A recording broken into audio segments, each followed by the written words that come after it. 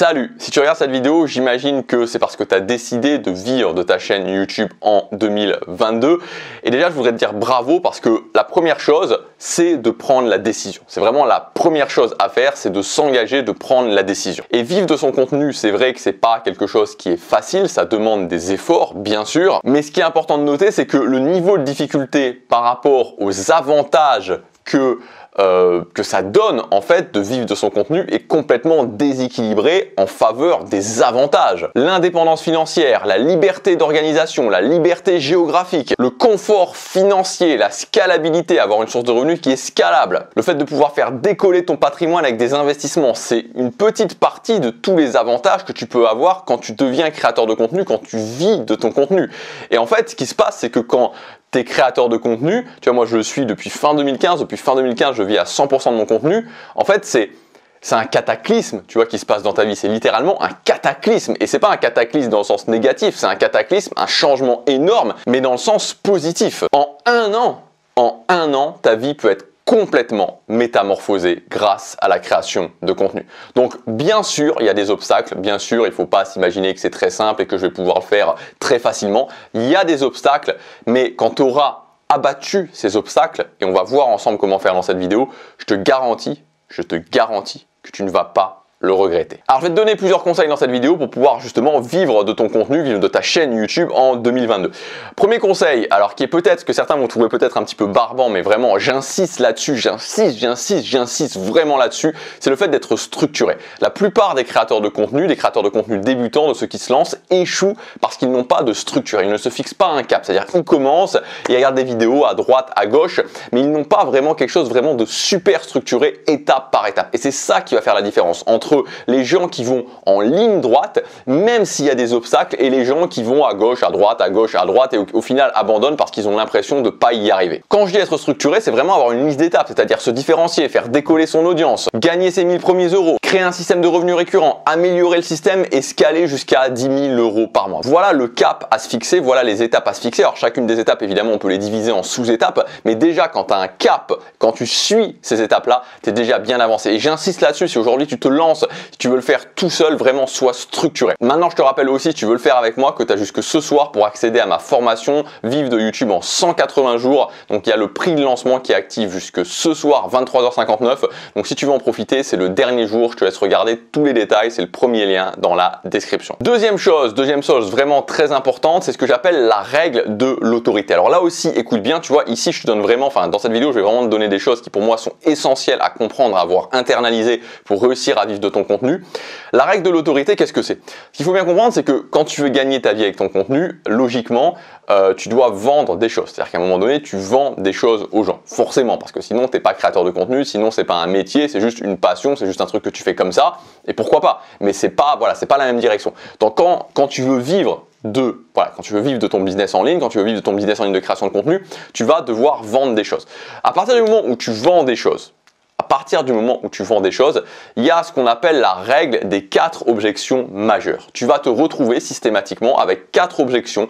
Ces objections, il faut que tu les connaisses quasiment par cœur parce qu'à chaque objection correspondent des solutions que tu vas pouvoir donner aux gens pour justement aller au-delà de ces objections. Donc par exemple, une des objections majeures, une des objections majeures, c'est le fait que les gens ne se sentent pas capables de le faire. Voilà, ils ne se sentent pas capables de faire ça. C'est une des objections majeures. La deuxième objection majeure, et justement on va faire un zoom vraiment sur cette objection, c'est le fait que les gens ne te croient pas. Alors je sais que ça peut paraître bizarre parce que très probablement quand tu vas créer du contenu, quand tu vas proposer des produits, toi tu es de bonne foi, tu vois, tu as travaillé, tu as eu des résultats et donc tu es de bonne foi par rapport à ce que tu fais, par rapport à ce que tu dis. Mais même si ça peut paraître surprenant, et ça peut l'être, il faut savoir que la majorité des gens qui vont regarder ta vidéo, de base, ne vont pas te croire. Et une des objections majeures qui va faire que les gens ne vont pas acheter ton produit, c'est qu'ils pensent que on peut le dire, on va dire un petit peu crûment, que tu mens en fait. Voilà, que tu mens, que tu mens alors à différents niveaux, soit que tu mens complètement, soit que tu mens un petit peu, mais il va y avoir cette objection que, alors c'est pas tout le monde, mais une grande partie des gens, c'est vraiment une des objections majeures, ne vont pas te croire. Et donc la solution en fait à cette objection, je t'ai dit, pour ces 4 objections, à chaque fois il y a une solution, c'est l'autorité. C'est-à-dire que quand tu vas démontrer des preuves, tu vas augmenter ton autorité et en augmentant ton autorité, tu vas faire diminuer le taux de personnes qui ne te croient pas. Alors il y aura toujours des gens, même si tu leur montres par A plus B avec des screens les preuves, ou même si ils penseront toujours que tu mens. Tu as des gens qui sont de toute façon que tu ne pourras jamais convaincre, mais en augmentant justement ton autorité, tu vas de plus en plus convaincre des gens parce que finalement les gens se rendront compte par les faits que effectivement tu l'as fait et que donc ils te croiront. Et par rapport à cette règle de l'autorité, ce qui est très important en fait, surtout quand tu démarres et quand tu choisis ta thématique, il faut que tu saches que plus tu as d'autorité, c'est-à-dire plus tu as de preuves à apporter de tes résultats, plus tu peux être large dans ta thématique. À l'inverse, moins tu as de preuves de tes résultats à apporter, plus tu dois être spécifique. Je vais te prendre un exemple très concret pour que tu puisses vraiment bien comprendre, pour que tu puisses vraiment que ça te parle vraiment. Imaginons que tu veuilles te lancer dans la thématique de l'immobilier. Tu dis ok, je me lance dans la thématique de l'immobilier. Si tu as déjà un patrimoine de 40 appartements que tu peux montrer avec des locataires et un patrimoine qui représente plusieurs millions d'euros d'appartements, tu peux tout à fait te lancer dans l'immobilier en disant je vous apprends à devenir rentier en immobilier en étant extrêmement large. Il n'y aura pas de problème parce que tu as énormément de preuves à démontrer, tu as énormément d'autorité à démontrer. En revanche, si tu as peu d'argent, que tu viens juste de faire ton premier investissement immobilier et donc que tu n'as pas énormément d'autorité, que tu n'as pas énormément de preuves à démontrer, alors à ce moment-là, tu n'as pas du tout intérêt à te lancer dans quelque chose d'extrêmement large. Tu vas plutôt devoir être quelque chose de très spécifique. Par exemple, j'apprends aux gens qui ont un petit salaire et qui n'ont pas d'apport personnel à faire leur premier achat immobilier. Et donc là, tu seras très spécifique et tu pourras le démontrer parce que toi-même, tu viendras de le faire. Donc ça, c'est vraiment très important à comprendre parce que ça se joue dès le choix de ta thématique, parce que si tu as peu d'autorité et que tu te lances dans un truc super large, dès le départ tu es mort, tu vois. Vraiment dès le départ ça va être beaucoup plus compliqué. Donc après la règle de la structure qui est très importante à respecter, la règle de l'autorité c'est aussi vital à respecter. Ensuite on va rentrer dans les étapes plus concrètes. La troisième étape, donc amorcer ton audience sur YouTube. Quand tu veux vivre de ta chaîne YouTube, tu dois amorcer ton audience. Qu'est-ce que ça veut dire amorcer ton audience? En fait ça veut dire que tu vas faire comprendre à YouTube que tu as de la valeur à apporter et donc en fait quand tu publies une vidéo, YouTube va t'apporter naturellement du trafic. Et donc là, par exemple, tu vois, si tu prends une chaîne comme cette chaîne-là, cette chaîne Gabriel Clément, je publie des vidéos. Dès que je publie des vidéos, il y a des gens qui me suivent, mais YouTube m'apporte aussi du trafic, il m'apporte naturellement des nouvelles personnes. C'est ça l'amorçage. Et quand tu te lances, en fait, de base, ta chaîne n'est pas amorcée. Quand tu te lances, quand tu vas commencer à publier tes vidéos, il n'y a rien qui se passe. En fait, il n'y a absolument rien qui se passe. Donc, il faut faire cet amorçage. Aujourd'hui, entre les objections et les amorçages, j'utilise des mots que j'ai du mal à prononcer. Donc, il faut faire cet amorçage. Alors, ce qui est très important, et justement, on en parlait en début de vidéo, entre ce qui fonctionnait avant et ce qui fonctionne maintenant, c'est que avant, ce qui fonctionnait, c'est ce que j'appelle l'amorçage passif, c'est-à-dire que tu publiais des vidéos, et au bout d'un moment, si tu faisais du bon contenu et que tu étais suffisamment ciblé, ça finissait par décoller. C'était le cas en 2015, en 2016, en 2017. Aujourd'hui, c'est plus du tout le cas. Aujourd'hui, clairement, c'est plus du tout le cas. Tu peux publier des vidéos pendant 1 an ou 2 et qu'il ne se passe strictement rien, même si tu fais du bon contenu. Alors, il y a certaines personnes pour qui ça fonctionne, mais c'est le hasard. Et tu comprends bien que quand tu te lances et quand tu as un objectif important qui peut changer ta vie, comme gagner ta vie avec ton business en ligne, tu ne peux pas laisser le hasard décider. Tu ne peux pas lancer une pièce en l'air et te dire bon si c'est pile, je vis de mon contenu, si c'est face, je vis pas de mon contenu. Il faut que ce soit toi qui aies le contrôle. Et donc pour avoir le contrôle, pour amorcer ta chaîne YouTube, ce qu'il faut faire, c'est que tu passes à un mode amorçage actif. Donc c'est-à-dire amorçage actif, c'est que tu ne vas pas simplement te reposer sur YouTube, tu vas aussi mettre en place d'autres techniques qui vont te permettre justement d'aller chercher les gens là où ils sont. Alors tu vas en savoir plus par rapport à ça. Hier, j'ai mis un extrait gratuit de ma formation, donc Vive de YouTube en 180 jours, justement, où j'ai mis l'extrait spécifiquement sur ces techniques d'amorçage actif. Donc tu peux regarder ça, tu peux regarder, si tu l'as pas encore vu, la vidéo d'hier. Ensuite, le quatrième point, ça va être exactement la même technique, mais cette fois-ci donc d'amorçage, mais au lieu de faire l'amorçage pour les vues, on va faire l'amorçage pour l'argent, c'est-à-dire on va commencer à amorcer tes gains d'argent et on va générer tes 1000 premiers euros. Ça va être l'étape suivante. Quand tu commences à avoir amorcé tes vues, l'étape d'après, c'est amorcer l'argent et donc générer tes 1000 premiers euros d'une façon globale, pas encore d'une façon récurrente, d'une façon globale. Donc là aussi, c'est souvent une étape où il y a beaucoup de personnes qui se cassent les dents, c'est-à-dire que ils commencent à sortir des formations et ça ne fonctionne pas. Et moi, je suis assez surpris en fait de voir que régulièrement, il y a des gens qui, et donc notamment si tu suis cette méthode des petits produits, c'est-à-dire sortir régulièrement des petites formations, moi je suis assez surpris qu'en fait il y ait des gens que des fois tu peux les entendre en interview et qui vont dire j'ai sorti 2 formations, 4 formations, 6 formations, 10 formations et ça ne fonctionnait pas. Et en fait ils continuent à faire la même chose, c'est-à-dire qu'ils continuent à faire quelque chose qui déjà ne fonctionne pas. Mais le truc c'est que quand tu te lances et quand tu commences à vendre, c'est pas forcément le plus intéressant. Alors ça peut fonctionner, mais ça fonctionne pas toujours. C'est pas forcément le plus intéressant de commencer directement avec un système de lancement de petits produits, donc en gros ce qu'on appelle les lancements express, parce que ça peut ne pas fonctionner. Donc il y a d'autres solutions, exactement. C'est-à-dire que ça sert à rien de s'entêter. Ça sert à rien de s'entêter sur des choses qui fonctionnaient avant, mais qui aujourd'hui ne fonctionnent plus, ou alors même si elles fonctionnent après. Donc ça sert à rien dès le départ, si tu vois que ça fonctionne pas, de continuer à bourriner en se disant je vais sortir des produits et au bout d'un moment ça va fonctionner. Non, il faut se dire ok, actuellement cette méthode maintenant tout de suite ne fonctionne plus, en tout cas ne fonctionne plus forcément pour les débutants. Donc qu'est-ce que je peux faire de différemment? Et donc moi c'est ce que j'ai mis en place, notamment avec la chaîne de ma mère. Je t'en ai parlé et là tu peux regarder, c'était la vidéo je crois de jeudi si je dis pas de bêtises, où j'ai détaillé justement ce que j'ai fait avec ma mère cette année.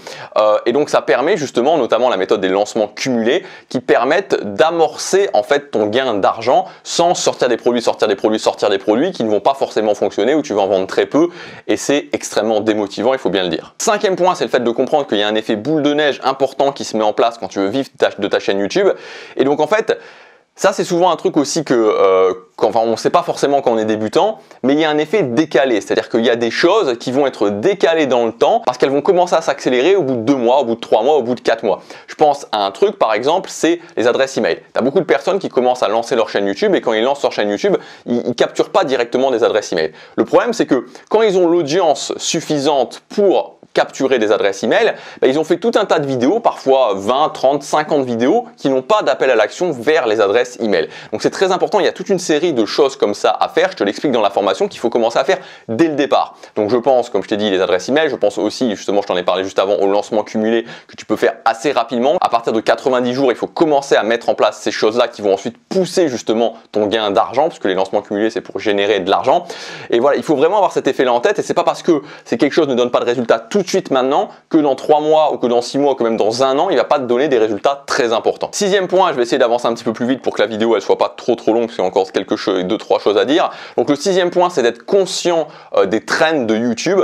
C'est-à-dire qu'il y a des effets de mode sur YouTube. Voilà, il faut vraiment en être conscient. Il y a des effets de mode, c'est-à-dire que l'algorithme de YouTube change et donc il prend en compte certains effets de mode qui font que quand ces effets de mode sont là, il faut surfer dessus parce que c'est trop dommage en fait de pas utiliser des choses qui sont justement trendy, qui sont à la mode sur YouTube. Je donne un exemple. Moi cette année, ce que j'ai pu faire avec ma mère justement, c'est ce que j'appelle les méga longues vidéos, c'est-à-dire des vidéos de plus de 20 minutes. Actuellement, ça fonctionne du tonnerre. Quand tu fais ça, ça fonctionne du tonnerre. Alors, il faut respecter une structure particulière, mais quand tu respectes cette structure particulière et que tu fais ces vidéos de plus de 20 minutes, ça fonctionne à mort. Ça fonctionne vraiment très bien. Donc c'est important de connaître ces trends, et les trends forcément de maintenant, pas les choses qui datent de 2015, pour pouvoir les mettre en place. Septième point, ne pas sous-estimer l'importance de l'organisation. C'est pour ça que dans la formation, il y a toute une partie sur l'organisation. Parce qu'en fait, la difficulté, tu vois, c'est que quand tu veux vivre de ta chaîne YouTube, en fait, c'est que tu dois faire des lignes continues. C'est-à-dire que tu commences par exemple une première action à faire, et cette action, tu dois la continuer, et quand tu passes à l'action numéro 2, il faut pas que tu arrêtes l'action numéro 1. Tu vois, c'est ça un petit peu la difficulté. C'est-à-dire que tu dois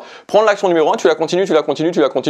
Par exemple, faire des vidéos. Ok. Quand tu prends l'action numéro 2, il faut toujours continuer à faire l'action numéro 1. Et quand tu vas prendre l'action numéro 3, il va falloir continuer à faire l'action numéro 2. Alors, c'est pas le cas pour toutes les actions. À certains moments, à certains moments, on fait des petites pauses. C'est-à-dire qu'à un moment donné, on met son focus sur le fait d'amorcer sa chaîne YouTube. Ensuite, quand on a vraiment bien amorcé sa chaîne YouTube, on peut prendre un petit peu, on peut réduire les actions à ce niveau-là pour se focaliser sur le fait de gagner ces 1000 premiers euros. Mais globalement, il y a toujours un petit peu cette idée-là. Ça, c'est quelque chose qu'on néglige trop quand on est créateur de contenu, surtout les créateurs de contenu débutants. C'est vraiment l'importance de l'organisation. Donc l'organisation, c'est évidemment savoir ce que je dois faire, c'est aussi avoir les bons processus pour ce que je dois faire, parce que ça me fait gagner beaucoup de temps.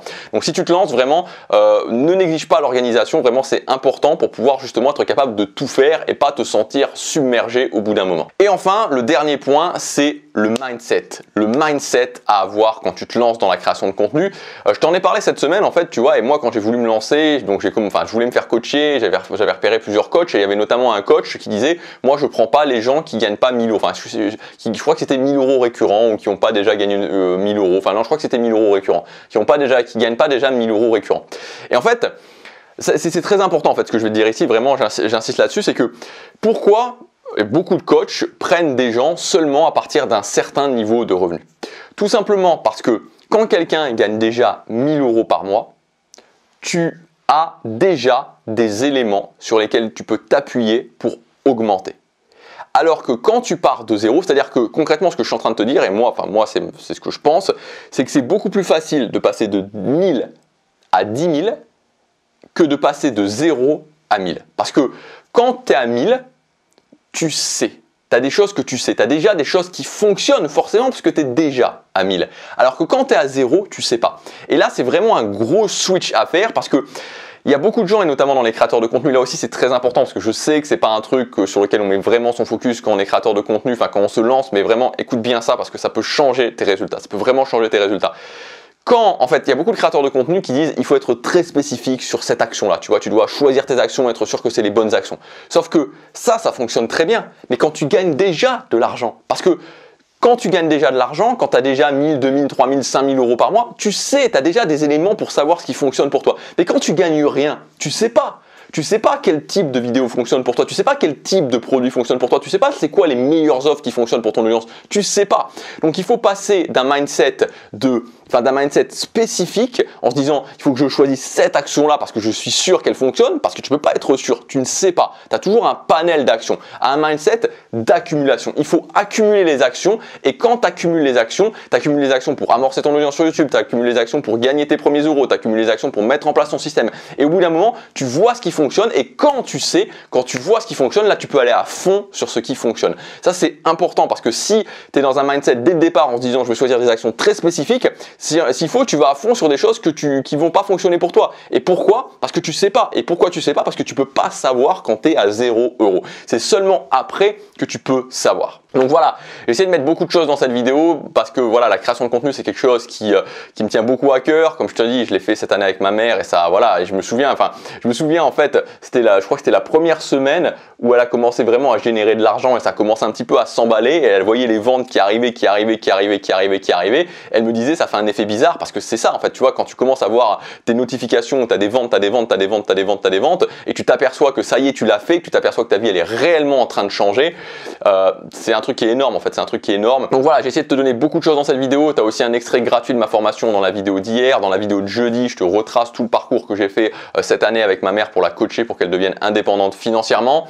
Et puis évidemment, tu as jusque ce soir ma formation Vive de YouTube en 180 jours. Donc je te laisse regarder, tu as tout le programme dans le premier lien dans la description. Si tu veux y accéder avec une très forte réduction, c'est jusque ce soir 23h59. Je te souhaite plein de succès.